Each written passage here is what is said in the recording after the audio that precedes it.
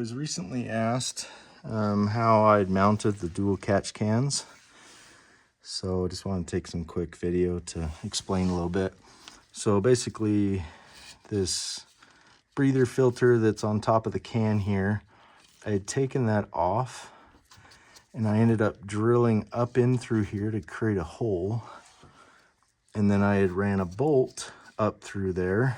And as you can see, the bolt comes up the top of the filter, and then I have it seated here.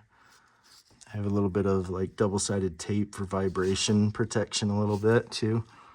And then just tighten up the bolt. Basically, I'd taken the can off, attached the filter by, just getting a screwdriver, a drill on the end of the bolt, twisting it, holding up here, tightening it down so that this filter was then mounted to this plastic piece. I don't know what that piece is called. I don't know. The headlights are obviously right here, so it's the piece that just kind of rests right on it. And you'll see there's this kind of little cavity here where I was able to get the bolt in and hold it and everything. And then once I had the filter mounted tight, then I came in here and spin the can on to attach it to the filter.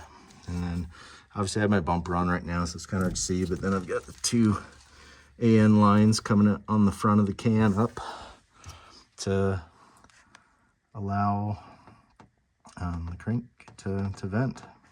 Anyway, that's what I wanted to share.